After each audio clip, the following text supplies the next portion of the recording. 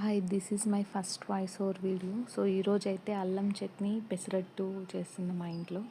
So అల్లం చట్నీకి అయితే ఏమేం కావాలంటే శనగపప్పు, ఉద్దిపప్పు ఇవన్నీ కూడా జస్ట్ 1 టీ స్పూన్ తీసుకొని ఆయిల్లో ఫ్రై చేసేసి, తర్వాత కొంచెం ఒక 3 ఇంచెస్ అల్లము ఫైన్గా చాప్ చేసుకొని అది కూడా ఫస్ట్ ఆయిల్లో ఫ్రై చేసేసి, తర్వాత 1 ఆనియన్, ఒక టొమాటో అవి కూడా కట్ చేసేసి ఫ్రై చేసేసి, తర్వాత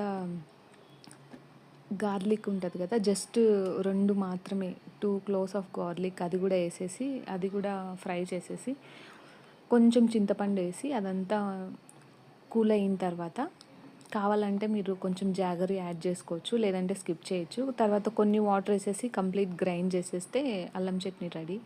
అండ్ ఇప్పుడైతే నేను పెసరట్టు వేస్తున్నాను. సో పెసరట్టు మామూలుగా మనం ఉప్మా మిడిల్లో స్టఫ్ చేసి పెడతాము, బట్ నేనైతే ఉప్మా పెట్టట్లేదు, ఎందుకంటే మా ఇంట్లో ఎవ్వరు తినరు. సో పెసరట్టు చేయడమే వెరీ రేర్.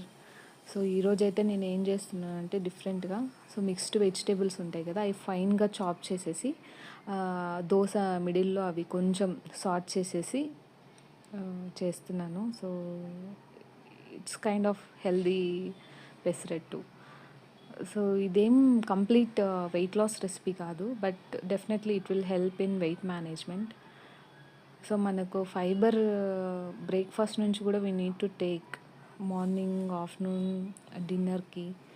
సో ఇట్లా మిక్స్డ్ వెజిటేబుల్స్ రెడీగా చాప్ చేసి పెట్టుకుంటే, సో మనం దేంట్లోకైనా యాడ్ చేసుకోవచ్చు, సలాడ్స్ ప్రిపేర్ చేసుకోవచ్చు, ఇట్లా యూజ్ అవుతుంది. సో ఈ దోసకైతే నేను 1 కప్ పెసరపప్పుకి ఒక 2 టేబుల్ స్పూన్స్ అట్లా రైస్, దాల్స్ అవి యాడ్ చేశాను, అంతే, that's it. So thank you. Please subscribe, like my channel and subscribe to it. Thank you.